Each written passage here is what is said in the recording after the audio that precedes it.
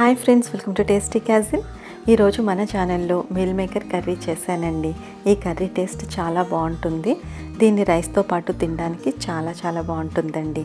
Next veg pulao, fried rice వీటితో పాటు తినడానికి సూపర్ కాంబినేషన్ అండి. ఈ కర్రీని డెఫినెట్గా ట్రై చేయండి. ఈ రెసిపీని ఇప్పుడు ఎలా ప్రిపేర్ చేసుకోవాలో ఈ వీడియోలో చూద్దాం. ముందుగా ఒక గిన్నె తీసుకుని దానిలో 2 గ్లాసుల వరకు నీళ్లు పోసుకుని స్టవ్ మీద పెట్టి ఆ నీళ్లను మరిగించుకోవాలి.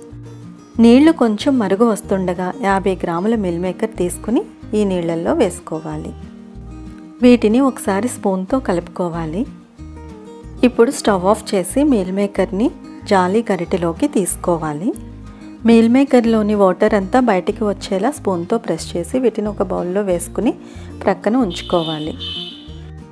కర్రీ ప్రిపరేషన్ కోసం స్టవ్ మీద కడాయి పెట్టుకొని 1/2 కప్పు వరకు ఆయిల్ వేసుకోవాలి. ఆయిల్ కొంచెం వేడైన తర్వాత ఒక మీడియం సైజ్ ఉల్లిపాయ తీసుకుని చిన్న ముక్కలుగా కట్ చేసి వేసుకోవాలి. వీటిని లో ఫ్లేమ్లో ఒకసారి కలుపుకోవాలి. 2 పచ్చిమిర్చి సగానికి కట్ చేసి వేసుకోవాలి. 2 రెమ్మల కరివేపాకు వేసుకోవాలి. వీటిని గరిటెతో కలుపుతూ మీడియం ఫ్లేమ్లో ఫ్రై చేసుకోవాలి. ఉల్లిపాయ బాగా ఫ్రై అయి కొంచెం కలర్ మారుతుందండి. అప్పుడు మనం ముందుగా ఉడికించి పెట్టుకున్న మీల్ మేకర్ని వేసుకోవాలి. మీల్ మేకర్ని లో ఫ్లేమ్లో ఉంచి గరిటెతో కలుపుకోవాలి. దీనిలో 1/2 టీ స్పూన్ పసుపు వేసుకోవాలి. అలాగే 1/2 టీ స్పూన్ కారం వేసుకోవాలి. పసుపు కారం మీల్ మేకర్లో బాగా కలిసేలా లో ఫ్లేమ్లో కొంచెం సేపు ఫ్రై చేసుకోవాలి. దీనిలో 1 టీ స్పూన్ వరకు అల్లం వెల్లుల్లి పేస్ట్ వేసుకోవాలి.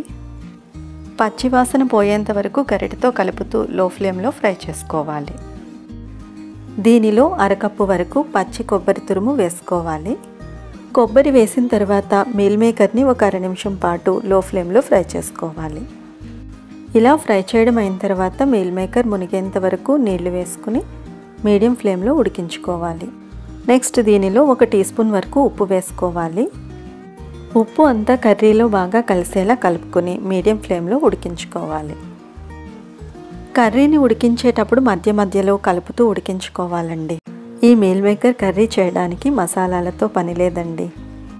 ఈ కర్రీని ఇలా సింపుల్గా టేస్టీగా చేసుకోవచ్చు.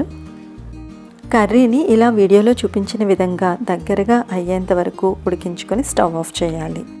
ఈ కర్రీ టేస్ట్ చాలా బాగా వచ్చిందండి. డెఫినెట్గా ట్రై చేయండి.